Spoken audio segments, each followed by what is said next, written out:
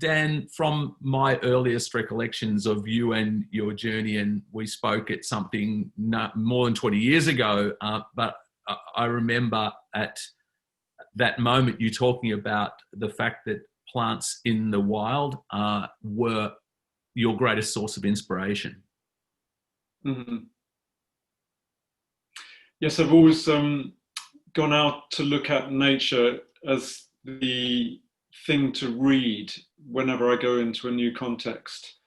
And I think that when you see plants growing in the wild and understand what conditions they need and how they grow with each other, most importantly, you then start to understand the language of a place really properly. And that's how I've found it's a very useful tool for me to pin down a sense of place, which is intrinsic to my work. And you're also not having to fight a place if you're working with the plants that want to be there in the first place.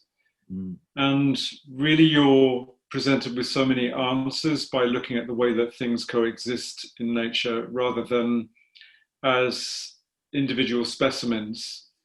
When I was learning horticulture at Wisley and then Kew, we looked at things as very much individuals. They were plants that had been selected for their garden worthiness, and that's how we looked at them. And I was always interested in the combination of things. So learning how things work as individuals is very important, but knowing how they work as a community is altogether more complex, and it's the thing that I've really made my mission to understand. But it wasn't, you must have been something of a lone voice at the time, when I think back at that time, that there were not many acceptable models or modes within which natural plant distribution was appearing in gardens.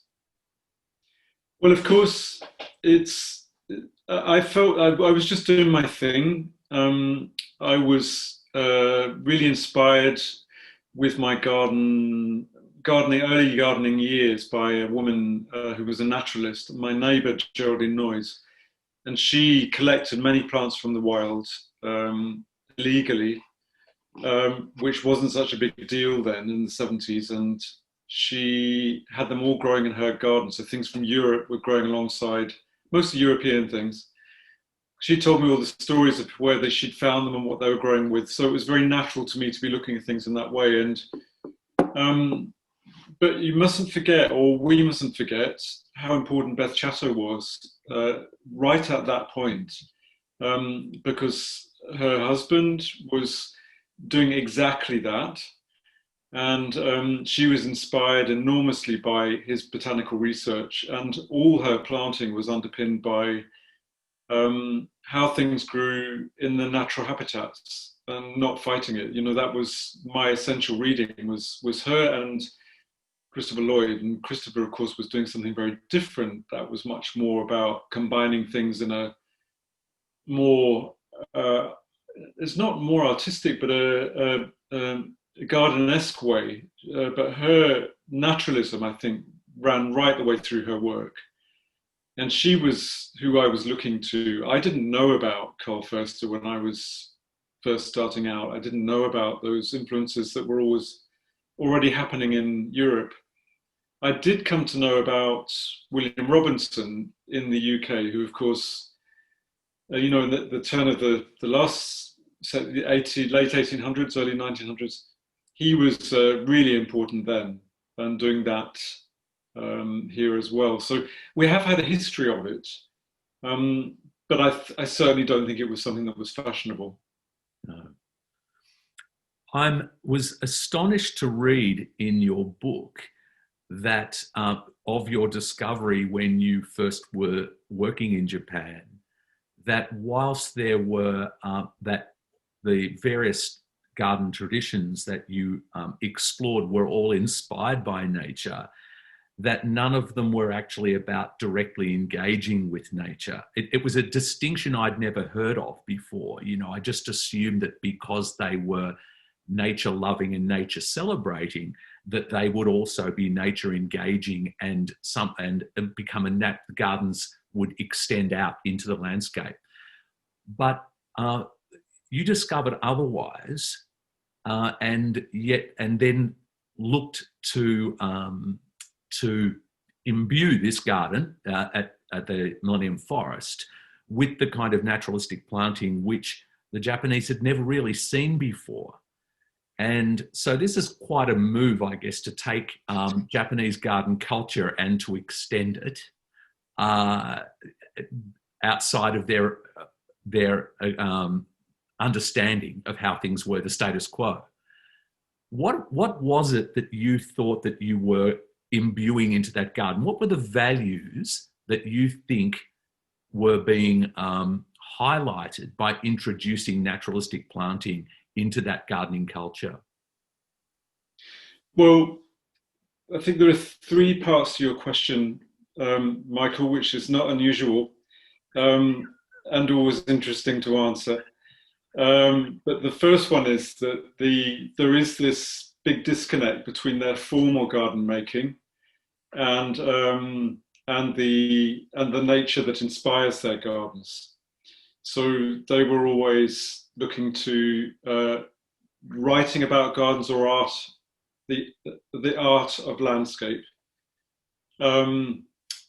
painting and writing as inspiration, not the real thing. So there was this strange disconnect that I hadn't realized was there.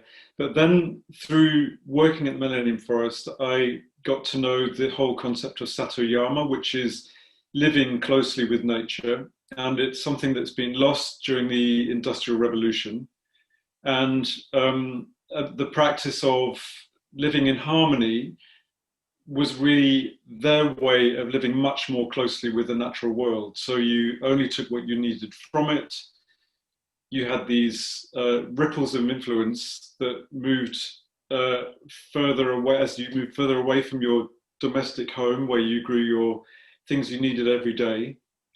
You then moved out a little bit further into landscape and you had your rice paddies, and you moved a little bit further into landscape and you had your bamboo groves where you harvested building materials, and further out there were deeper woods where on rotation you would extract wood for charcoal or whatever it was. So that concept of living in harmony with nature, Satoyama, was the thing that we really took to be the inspiration for the way that we wanted to garden at the Millennium Forest. So in a way, that naturalistic approach to living in nature and appreciating it through the dialogue you have of using it and living in harmony with it, that was something that really allowed us to create a garden which we felt would have something that was easily readable in Japan in terms of a way of doing it.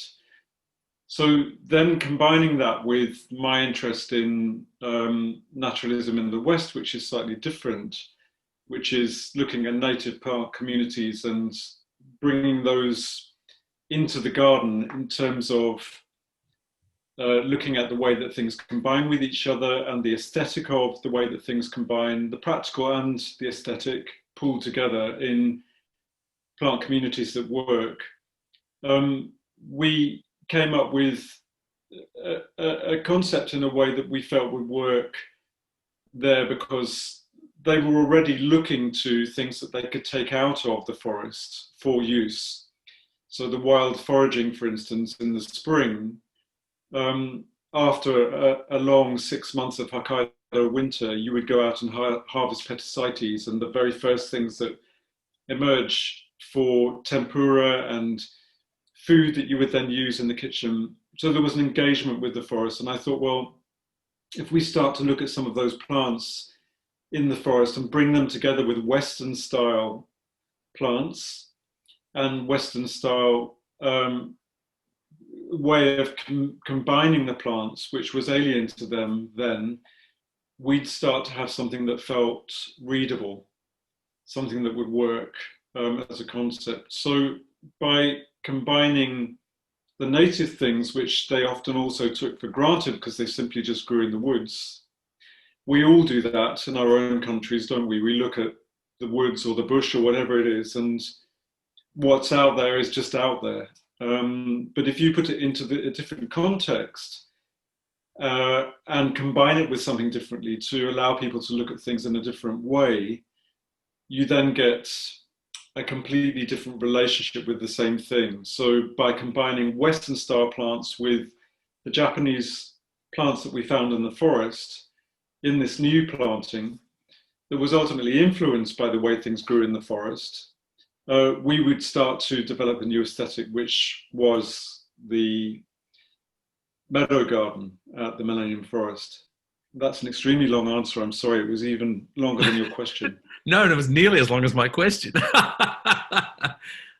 But I guess for me, there's this question, and I'm kind of haunted by the idea that having spoken to this New Zealand group for an hour about this approach, that this is nothing more than just another stylistic passing phase of naturalistic planting. And no doubt you are confronted with this regularly. I know plenty of sneerers in the UK who sneer at the whole thing of like all the grasses and, you know, sporobilizing all the gardens over there, and can sneer at this. But it really feels to me like there are true values emerging here out of not only an ecological commitment, but also coming out of this kind of biophilic movement where we're wanting to connect with nature, and that somehow or other seeing plants in naturalistic plant communities can really heighten the seasonal shift. Well, can obviously address a whole lot of things to do with biodiversity as well. But that there is something about bringing that nature into it, something of nature into a garden, which is taking us, I think, to a new place. I think that's a very real and not necessarily fashionable thing. I think it's going to stay with us. I think that particularly now when we've all had to recalibrate through the pandemic and look at what's important, one of the things that has come up again and again, I think, is this need for people to reconnect with nature. And through the act of gardening naturalistically, with a mind on nature, not just on cultivating the plants, I think that we are starting to build up a really long-term dialogue with what's important out there. And this is one of the things about the Millennium Forest, is it's really a tool to get people to look at our long-term relationship with land and land management and our impact upon it. And I think that gardens can be an extremely useful way of us recalibrating this distance that's happened between us and nature. We think of ourselves as being separate, and we have done for far too long. And through gardening, and particularly through gardening naturalistically, I think we're getting a dialogue going again, where it's easier to see what mistakes we're making and easier to see what we're doing that's good in terms of protecting our space, protecting our future. So without wanting to sound kind of too worthy about it, I think as gardeners, we're all doing we are able to do very positive things for addressing this imbalance that we're finding ourselves in at the moment. And the naturalism is the way into that. I've always felt that that was the way into it. And I think that that's going to stay, Michael. I don't think that is just a whim or fashion. And I think, of course, as with every fashion, there's a kind of flood that happens where you feel that you've been saturated. But I think when the flood recedes, there will be a certain amount that's taken root and will stay and will then just become the part of the way that we do things. I absolutely agree. But so if we were trying to sell the idea to a group of people who are yet to really experiment with naturalism, and so let's just pretend this is what we're doing between you and I right now, what do you think are the key advantages over other planting styles? So, well, we've already talked about the idea of it meaning that we can become more in contact with nature and more ecologically responsible. I think it's I think there's a peace that comes with it that I think we're also intrinsically affected by when we see something that feels imbalance. So I think one of the things that's happening to us now that is very difficult to see when it's happening to you is that we're all being overstimulated by everything. And gardens, when they have a inherent tranquility built into them, are better places to be. So I hesitate to use the word well-being because I think it's been horribly overused. And it's kind of lost its meaning in a way. But when you feel good in a place because it's in harmony and balance, everything fits into place and they become better places to think. So I think trying to strike a balance where you're not fighting your environment and you're doing something that feels relaxed because you're not fighting it, I think you automatically feel empowered by that place. So I think that there's an awful lot that goes beyond the simple good practicality of not fighting. There's a spiritual quality to it as well, which transcends all sorts of things that get in the way. So for me, it works on many, many levels. And that's why I think you can be in a garden which is thoughtfully put together. You can be really properly transported by that place in a way that you might be transported by a painting or a piece of music.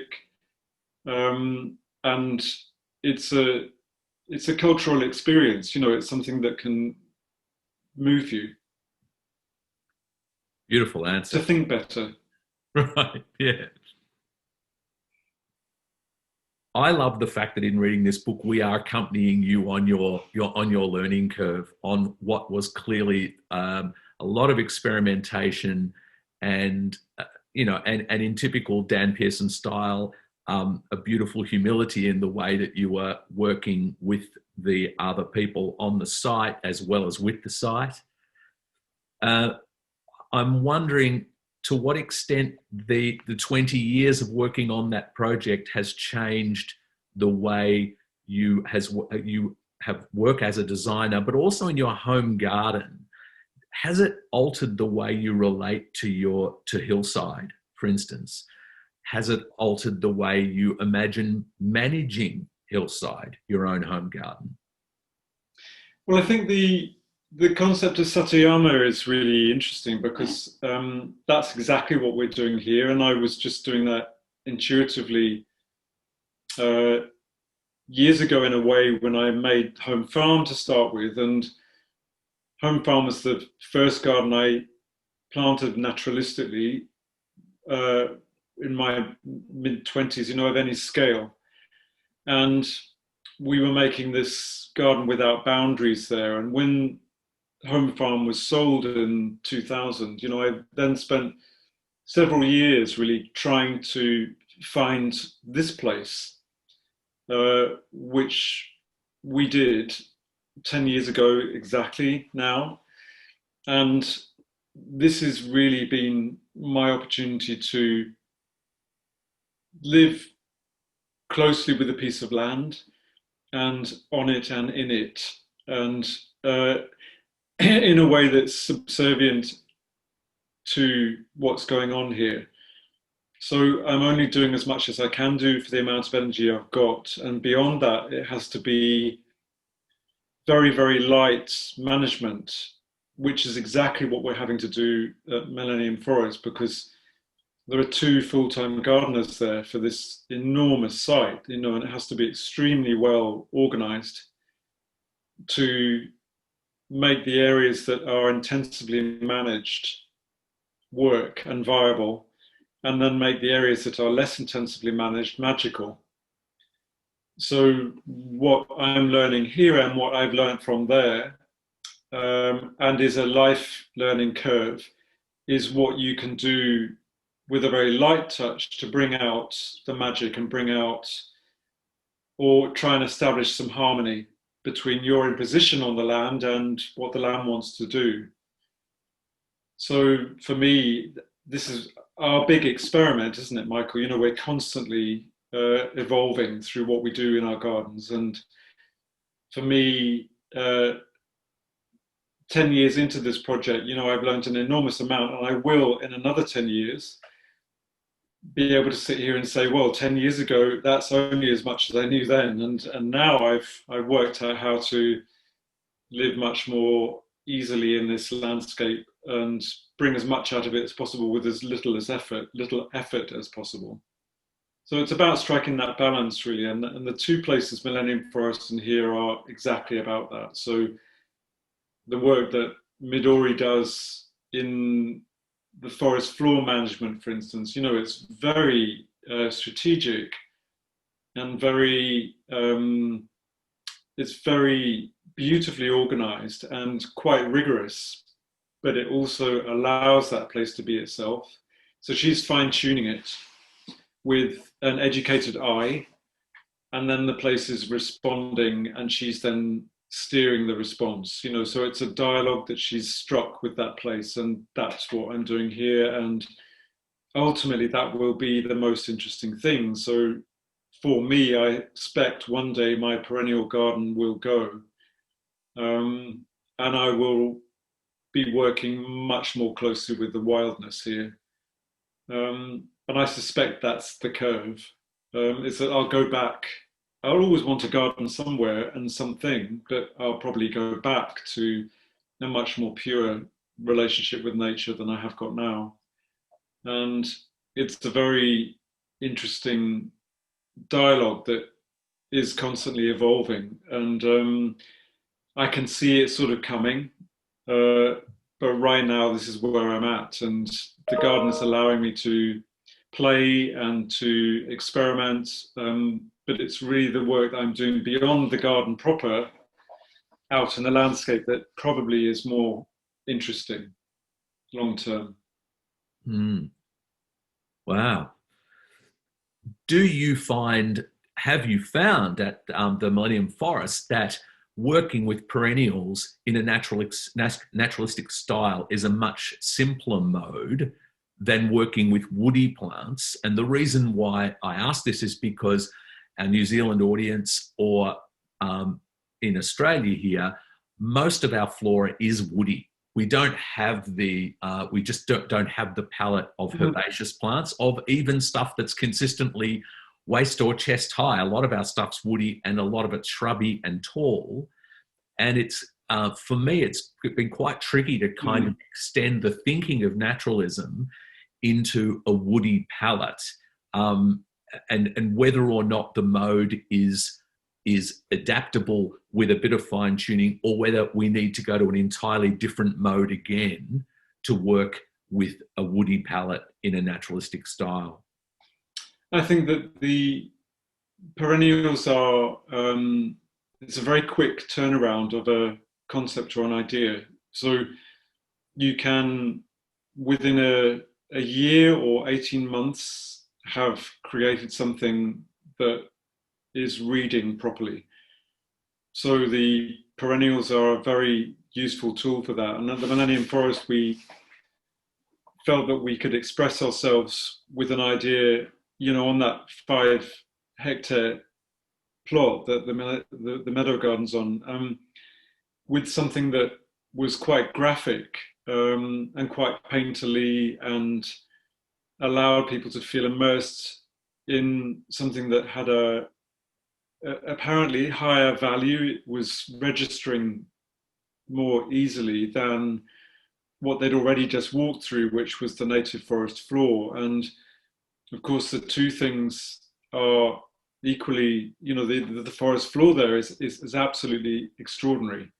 But because it's familiar, the unfamiliarity of the meadow garden was the thing that really allowed us to make an impact with something that was dreamy and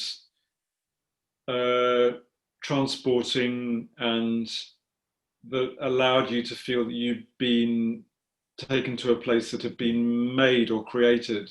Mm. It's a very different thing to being in a place which is just gently being manipulated, because it's almost invisible what's happened in the forest garden, which is there's a lot of work gone into making it look like that. So it was a tool for us that was very useful, and I think it's much more difficult with the woody material because it takes longer. Um, and you have to wait 5 years before things start to register, not 18 months, or 3 years, 5 years before you can really see it, and 10 years before it's really doing what it's going to do. That's quite a long time to try and articulate an idea. So just in terms of time, as well as I do, being a gardener yourself, that 10 years is nothing. It's not a problem. Mm. But if you're working in a more public arena, it does become a problem. And to be able to roll out some wallpaper is much more convenient. So it's become a tool, a very useful tool, the perennial layer. I totally see from a practical point of view, but as someone who comes from a country with almost no herbaceous palette, it's more than that, in the sense that there is something really engaging about a plant that is in a cyclical system rather than a cumulative system. That the cyclical nature of herbaceous perennials is part of their heartbreaking beauty, and from a designing point of view, it's what makes it possible to think, now I know that this is going to grow up to 150 centimeters, and this can hover just about above it at 170. None of that can you ever do with woody plants, which are all about slow accumulation of bulk and height.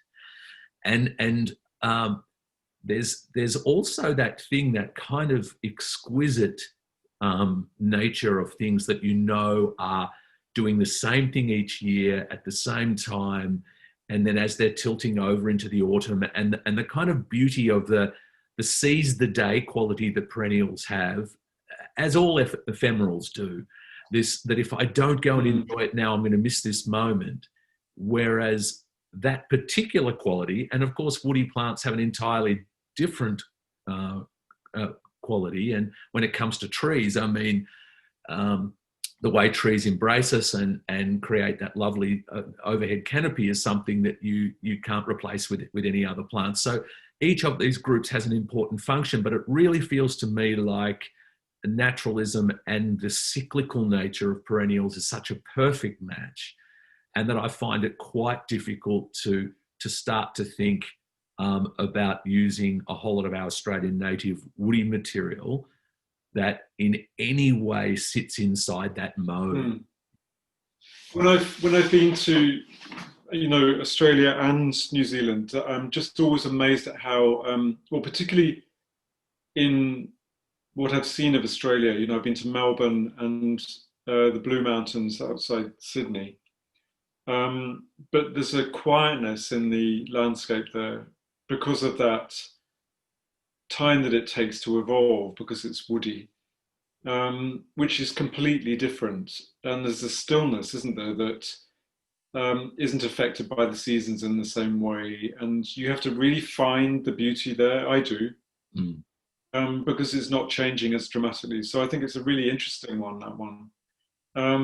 New Zealand is, again, of course, it changes as you move up and down the country, but again, predominantly bush, woody, evergreen. So there isn't that inbuilt change. You have to go to the tussock lands to see something that's operating on a different level. And I think that it's interesting how in the Western Europe, particularly, and now when the work that Pete's been doing in America, those environments are really dominating horticulture at the moment. And I think that what will happen is that we will start to see people doing things, and it's just going to take longer with the this interesting idea of naturalism not being fashionable. I think the woody things will simply take longer to come through. Um, and but it will happen. You know, people will suddenly find that we're actually looking at landscapes which people have been working on for 10, 15 years, which are already established and are doing the same thing as the perennials. It's just not as obvious. They're just much slower to come on board. Well, And it's got to, I see that it's got to change, and we've got to stop. We've kind of got to stop using the wallpaper and be more broader, more adept at using the full palette. mm. Well, and there are other modes and models that, when you think of the work of Oliver Filippi and some of the designers in the Mediterranean, that kind of Yes. Garrigue style, there are certainly models emerging, or steppe Yeah. type of planting. Well, steppe, of course, is essentially herbaceous, but often there's often an evergreen aspect to the matrix, and so there are certainly modes and models that are emerging, and I have no doubt we'll get to that point. But as a gardener who is so, I think possibly because I go and look at my garden several times a day, addicted to the idea of a kind of a degree of urgency and rapidity of change, you know, in order to really access the magic of the seasons. You're quite right. What you're talking about with the woody plants is something ever so much quieter. You know, it just whispers those things to you instead. It'd be interesting to see, because I think James Hichman has come out to do some work in Melbourne. Be interesting to see what he's doing with your flora on that level, because he won't just be using woody material. No. So people like that, you know, the scientist, he's basically a scientist. You know, he's an ecologist. He's a botanist. He's doing something very interesting, I think, on that level. Mm. And Well, through people like him, we'll start to see different, probably yes. more. Yeah, well, he in conjunction with Melbourne University, where he used to work 20 years ago, has done this woody meadow project on the banks of the Yarra, the river running through Melbourne, where they have used a really low diversity of small trees and shrubs that all get cut to the ground with chainsaws about every 3 or 4 years. And he's using shrubs and trees that naturally grow have that regeneration capacity built into them to follow fire in order to be able to respond after fire.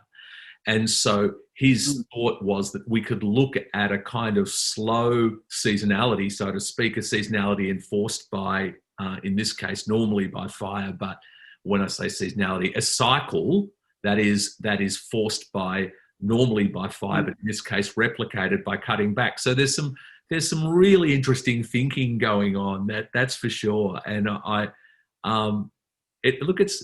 isn't it amazing? I just often think what incredible time it is that that for people of your and my generation to have been gardening. If we had taken up our craft 40 years earlier, we would have been firmly stuck in our highest aspiration would have been Sissinghurst/Dixter mixed border, you know, and we would have spent possibly our entire lives in that zone.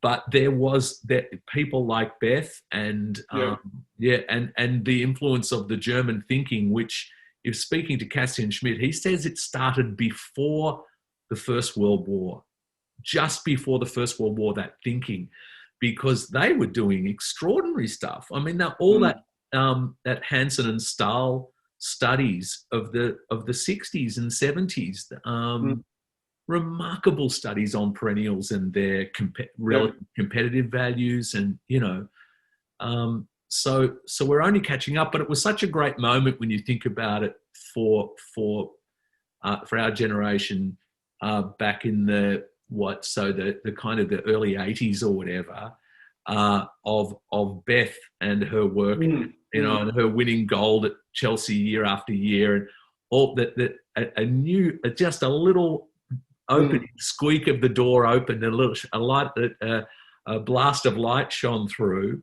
And so it's been such an amazing period to be designing gardens, hasn't it?